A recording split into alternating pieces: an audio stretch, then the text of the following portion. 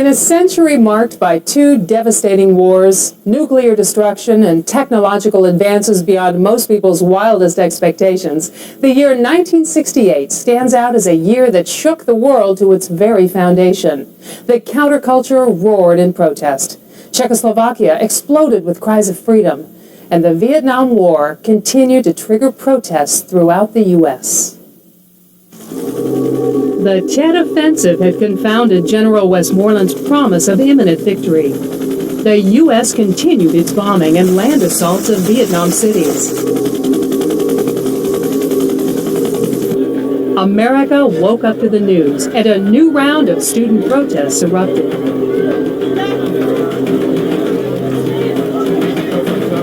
We do not consider the Vietnamese people, north or south, the enemy. The enemy, we believe in all sincerity, is Lyndon Johnson. Draft cards burned in opposition. Afterwards, a massive student demonstration marched to the Pentagon. In Sasebo, Japan, student protesters took to the streets to demonstrate against the arrival of a United States carrier en route to Vietnam. The demonstration was led by the militant Zengakuren student faction.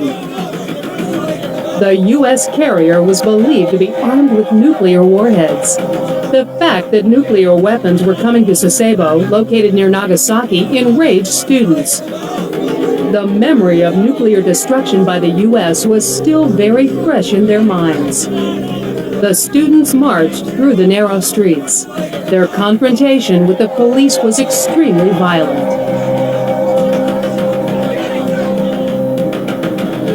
In the spring of 1968, the winds of change blew through Prague, Czechoslovakia.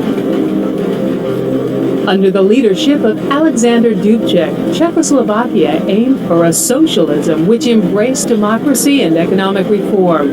In other words, socialism with a human face.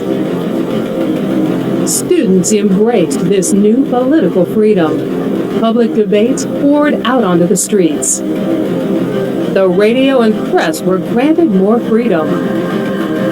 The streets of Prague were filled with the fervor of social revolution and the hope of electing a new political Congress. Many of the student sentiments threatened Soviet control of the country.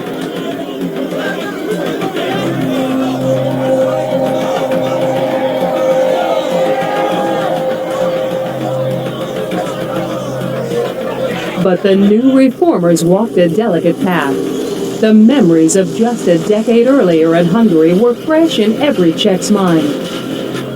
Czechoslovakia's revolutionary call for free elections, a functioning parliament, and recognition of the role of public opinion was heard in Moscow. On the 1st of August, Czechoslovakia's struggle for reform prompted Brezhnev to meet with Dubcek.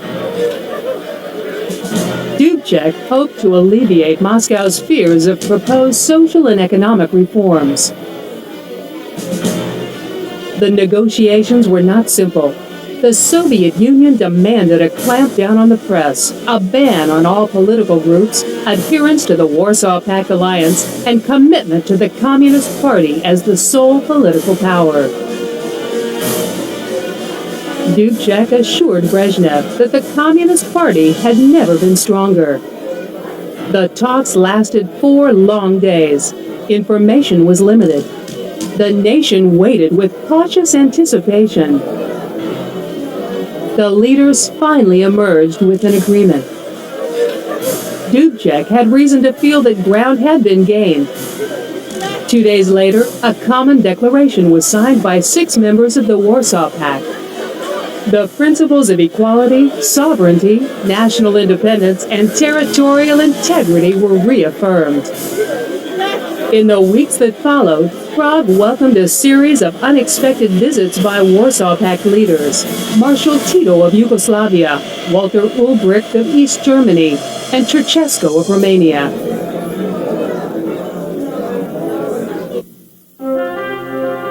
After the flurry of unexpected visitors, a calm settled over the country.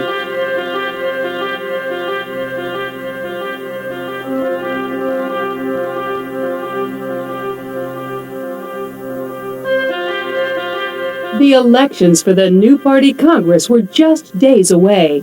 And then an announcement came over the radio.